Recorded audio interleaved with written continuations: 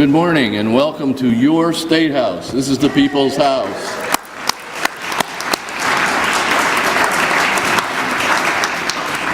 I'm Tom Slayton. I'm a member of the Friends of the State House Board of Trustees, and I'm serving as chair of this symposium. And I think I should begin by telling you just a little bit about how we got here and why I think it's important that we are here today. About 2 years ago, several of my friends, members of Friends of the State House Board and others, realized that the senior generation of Vermont journalists, several of whom had been our mentors when we were coming up, were passing on. We lost Norm Runyon, we lost Kendall Wild, and we lost others. About the same time, we came to the realization that journalism itself was undergoing major structural changes, both nationally and in Vermont. Daily newspapers that once dominated the news business were losing readers and advertising to the internet. Alternative newspapers, social media, broadcast, and online news services were gaining in influence. Something was obviously different. And members of the Friends Board began to talk about the need for a major conference to explore the changing nature of the news business. And then came November of 2016, and the election of a president clearly hostile to mainstream media, a man who called reporters, quote, very, very evil people, and said they were, quote, the enemy. News media across the country responded earlier this year with a nationwide blitz of editorials defending their constitutional rights and vowing to continue to cover the news, all the news, fairly and honestly. The game was clearly on, and those who considered journalism an honorable, necessary, and at times noble profession knew we needed to do something. Today is that something. We began serious organizing of this symposium back in January with a sense of real urgency, and we knew that the best place to hold the meeting was in this building. What better place to focus a discussion on the merits and challenges of journalism today than this place where news has been made and covered for years, and in a historic and beautiful building to boot. We especially wanted to invite students to attend because they are the news consumers and news makers of tomorrow. We must have well-informed citizens in any functioning democracy. We're delighted to have groups of students here today. And so I ask you to keep in mind these questions during the day today and after today as well. How can honest, objective journalism prosper and be protected at a time when reporters, editors, newspapers, and broadcasters are being attacked? How can we become sophisticated consumers of news? How can we, the consumers of news, tell fact from opinion, real from fake, while staying informed? And finally, what would our country be like without free and independent media to poke into the dark corners of government, business, the world at large, and tell us what they found? If all news were controlled by the government, what would America be like? Would it still be America? I ask you to think on those questions, and I thank you for being here today. And now I have the pleasure of introducing Christopher Ilstrup, the Executive Director of the Vermont Humanities Council.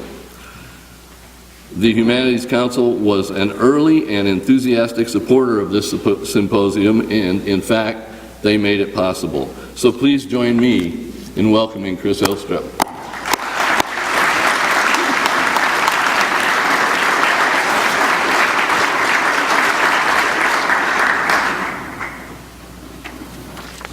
If I stand up here, the power might go to my head.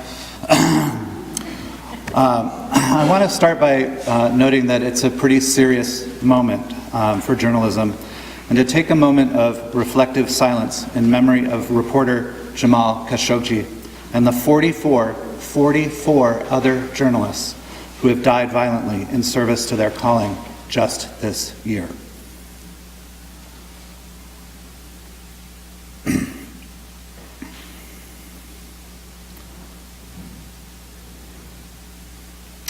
Thank you.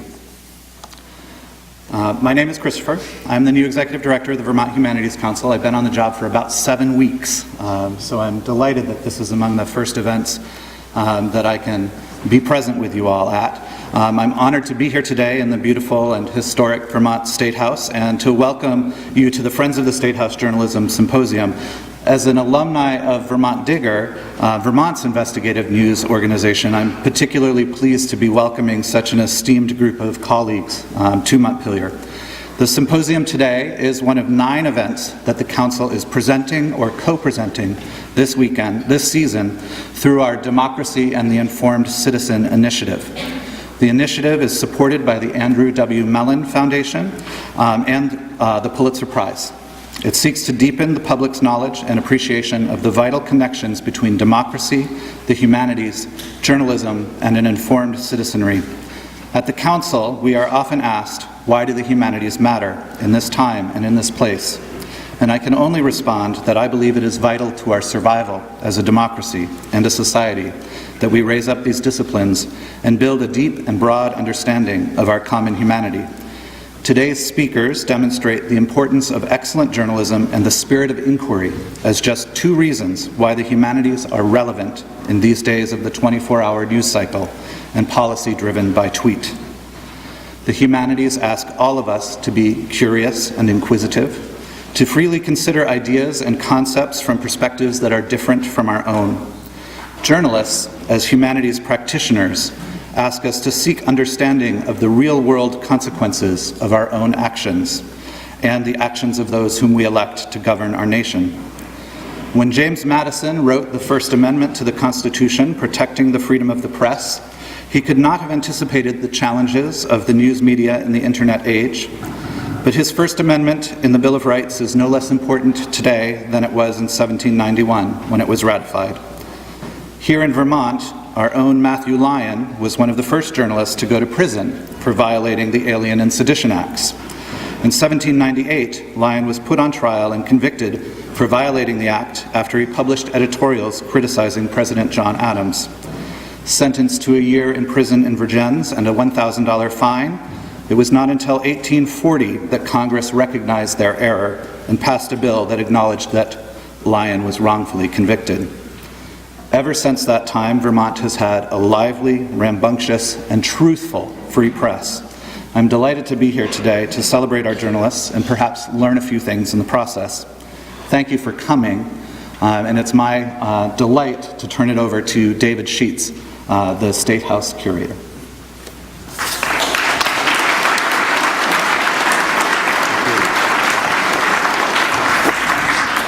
This is an emotional day for a group of people who have been working to make this happen for, I would say, almost 2 years, since the conversation that Tom alluded to that took place in the State House cafeteria following, in particular, the death of Kendall Wild. And I remember the conversation vividly. I remember thinking to myself, can a group that is known for having helped restore the State House itself be the same vehicle for bringing a symposium on journalism to the State House and questioning the central questions that we constantly educate students who pour through this building year after year about. That would be civics. That would be the place of journalism in our democracy, and as students of civics, as consumers of the news. Are these not just as central to this place as the gas chandeliers and the stucco ceilings that you see as perhaps its best known architectural things that remind us of the 19th century? So in this hallowed hall that has seen so much Vermont history, we are to talk about one of the central groups that have served this state for well over 200 years, and that would be the press. They have been here through thick and thin. There's a little room up that staircase called the Crow's Nest that some of the older folks in the crowd from the press will remember was the hallowed home of the press in this building for many years. So they've been here all along, ever since there was a State House. And now today we get to turn our attention to that audience and the greater audience here in Vermont. I want to thank the Friends of the Vermont State House for taking this on, because, as I said, they're well known for bringing their resources to bear on the building itself, but we're entering new territory here. And I am incredibly grateful to Andrea Engelhardt, John Dumville, Jack Carter, Tom Slayton, Joanna Meyer, Judy Rosenstreich, and of course their administrator, Barbara. Without these people, we would not be here today. So let's give the committee that made this happen a huge round of applause.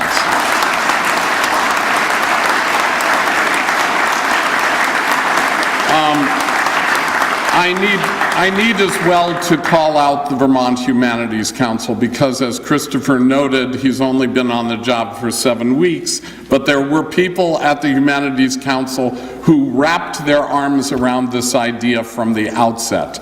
Peter Gilbert and Amy Cunningham, both of whom are no longer there, but are very much a part of our community still.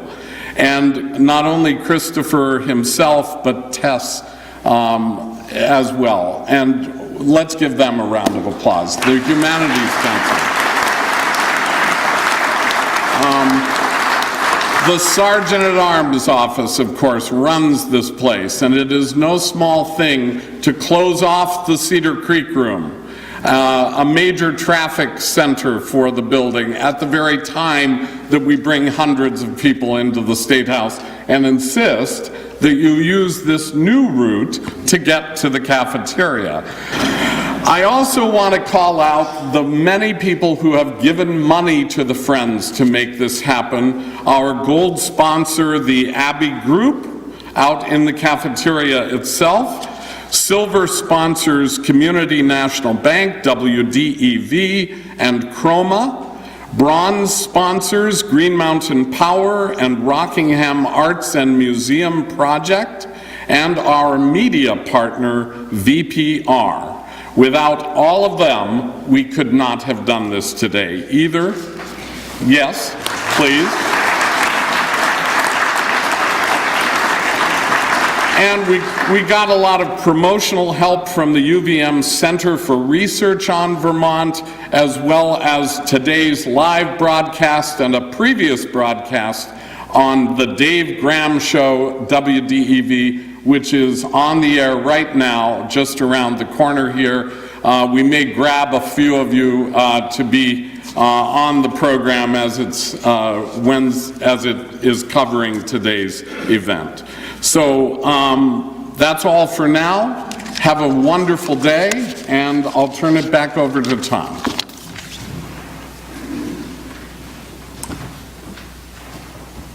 So I knew when David Mindich agreed to give our keynote that we would have a good and exciting day. David Mindich was an assignments editor for CNN before he saw the error of his ways and got into teaching in college. He has been head of the journalism program at St. Michael's, and he is now doing that same function, head of the journalism department at Temple University. Please welcome David Mindich.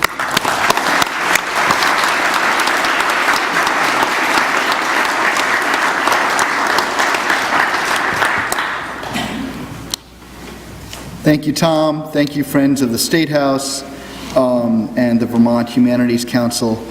I flew into Vermont yesterday and drove to Burlington, where I lived from 1996 to about a year ago when I took the job at Temple University as the chair. And I still consider Vermont home. I know probably a quarter of you today by sight or by name. I love Vermont for its beauty, for its quirkiness, for its weirdness.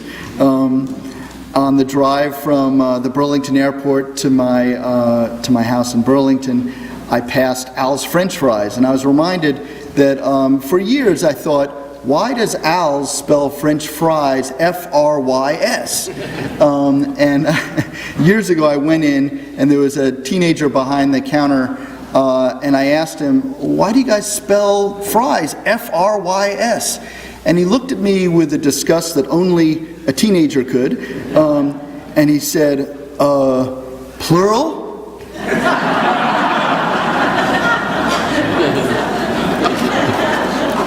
Vermont is a unique place, and I'd like to offer today 4 reasons why Vermont's uniqueness can lead the nation forward in journalism. Number 1, its small size. Small size is a feature of Vermont. You're a small state and tightly connected. My kids and my students shook the hands of every big name in Vermont. Leahy, Dean, Cunin, Bernie, Ben, and Jerry. And my kids and their friends were featured in the Burlington Free Press in sports and other exploits. And once I made the cover of the Free Press, and I was in my office at St. Michael's, and my office phone rang, and it was Senator Patrick Leahy congratulating me. It's an amazingly tightly connected state. When I had to leave Vermont for a few years back, and I rented out my house to the Bernie Sanders campaign. And at the end of the year, my son and I went to the Bernie Sanders campaign to return their security deposit. And one of the campaign workers there said, would you like a tour of the campaign office? And we were like, yeah, of course. And then the COO said, would you like a tour of the secret campaign office? Sure. And so we walked down Church Street, and in an unmarked building, some of you guys know this, there was a secret office with dozens of 20-somethings typing on computers. Bernie felt that the campaign office was growing too big, and the senior staff, though, understood that the logistics of a national campaign required more people. So without telling Bernie, supposedly, that's the story I heard, they had a secret office. He was still operating as a Vermonter, spare and modest, while the national campaign was growing. And before I get started, just one of my favorite jokes about Vermont's small size. Some of you might have heard it. It's the story of the Vermont farmer and the Texas rancher. The Texas rancher visits the Vermont farm and says, in my ranch, I could drive around the perimeter of my ranch in 3 hours, never get back home. And the Vermont farmer said, yeah, I used to have a truck like that. Vermont's small size allows for us to get to know each other, and I think that's one of the ingredients for successful journalism. The second reason why Vermont's journalism can lead the way is Vermont's vibrant communities. In the year 2000, a Harvard scholar named Robert Putnam wrote a book called Bowling Alone. He wrote that we don't join PTAs anymore, we don't vote, we don't participate in clubs. We still bowl, Robert Putnam told us, but we don't bowl in leagues, we bowl alone. And why is that important? Because when we bowl together, or do anything in a group, we discuss other things.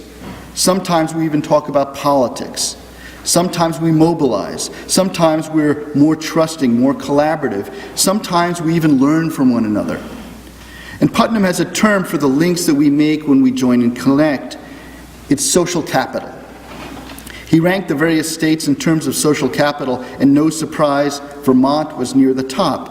A recent study by Utah Senator Mike Lee confirmed that Vermont is still near the top in social capital, which includes family interaction, community health, social support, and what it calls collective efficacy. Vermonters join groups. You have potlucks. You cook for each other. Your tragedies are intimate. When Vermonters mourn, you mourn together. Last week, many of you heard there was a death in Vermont. The obituary was printed in the Burlington Free Press in 7 days and shared by dozens, hundreds of other people around Facebook and Twitter and other social media. But what I was touched by was that so many of my friends in Vermont knew the woman personally. In Vermont, there are waves of connections. Those of you who lived in the state know the places to gather: the farmers markets, the community centers, the contra dances, and of course, most famously, the town meeting days. Yours is not a solitary, mansplaining, live free or die state. You believe in freedom and unity. It turns out that the states with the highest social capital rankings are ideal places for politics, also for journalism. People who are connected to one another are more likely to vote, more likely to collaborate, more likely to read a newspaper, and less likely to assume the worst in strangers. They're more likely to follow Hanlon's razor, the axiom that reads, "Never attribute to malice that which could be adequately explained by stupidity." 20 years ago, when I moved from Vermont, when I moved to Vermont from New York City, I quickly noticed that almost no drivers would raise their middle finger at each other. And statistics support this, that people in socially connected areas are less likely to flip each other the bird. 20th century political philosopher named John Rawls posited that if you didn't know your place in society, you'd create a fairer world. Rawls called this the veil of ignorance. Let's say you didn't know whether you're rich or poor, black or white, male, female, or non-binary, gay or straight, healthy or sick. Under a veil of ignorance, you'd create a society in which all would be protected and all would thrive. In Vermont, we're not under a veil of ignorance, but we are confronted by each other every day. Unlike the theoretical veil, we're empathetic because we actually see each other's humanity firsthand. And good journalism should aim to reach that John Rawlsian ideal of empathy, and this is aided by a deeply connected state. My own research looked at why many Americans don't follow the news, and I wrote a book about this and talked around the country to young people about their news habits. And my research suggested that people who see themselves as part of a collective, part of groups, are more likely to join and also more likely to consume journalism. When we are connected, we collaborate and we reach across the aisle. It's the Vermont Governor Phil Scott signing gun control legislation. It's Jim Jeffords telling the GOP to go to hell. It's Democratic House candidate Lucy Rogers and Republican Zach Mayo playing music together a few weeks ago at a candidate forum. When we are deeply connected, we don't believe that our journalists are practicing fake news, and we don't call them the enemy of the people. The third point I'll make is that high social capital breeds a hunger for news. Printed newspapers have declined nationally, and Vermont is no exception. Over the last 2 decades, the Burlington Free Press's newsroom staff has declined from more than 40 to fewer than 20. And even accounting for some off-site workers, it's still fewer than half. But in many ways, the overall journalism environment in the state continues to be vibrant. I asked VPR's Bob Kinzel to estimate how many reporters covered the State House 20 years ago and today. 20 years ago is 1998, right? He estimated that there were about 16 to 18 reporters covering the State House in 1998, and also today about 16 to 18 reporters covering the State House. And this is really principally due to 3 news organizations, 7 Days, VPR, and especially VT Digger, which made up the decline in this State House news coverage. Now, VT Digger is seen in the nonprofit news world across the country as one of the great success stories around the country. Led by the legendary Anne Galloway, VT Digger provides great, serious coverage, and it generates funds through practically every way imaginable: selling ads, getting grants, charity, selling content, hosting forums, and staging successful membership drives. I talk about the Vermont story all the time in Philadelphia as an example of what a healthy democracy, experimentation, and a robust journalism can do. Journalism professor and critic Jay Rosen once said that the problem with journalism is that it's still operating as a closed system when the internet wants to make it open. And on a national level, newspapers, thinking that they're still in closed shops, really missed an opportunity in the late 90s and early 2000s to band together and offer, let's say, a national classified section to compete against Craigslist. On a local level, we see some sharing in Vermont. VT Digger does share its content, and I would encourage more news organizations to band together, because you're all in the democracy business. You're all on the same team. The fourth and final thing I'll say about Vermont is that the human scale and the ability to get close to one another really helps us to see each other. And what we see can be wonderful and a little weird. When I remember this great story on Vermont Public Radio where a farmer was interviewed, and he was talking about the migrations of birds. And he said, he was talking about how the geese fly in a V shape, right? And he asked the reporter, do you know why one of the lines of the V is longer than the other? And the reporter's like, why? And the Vermont farmer said, more birds. My all-time favorite moment on VPR, and maybe this is my all-time favorite moment in Vermont politics, was in 1998, the debate between Fred Tuttle and Jack McMullen.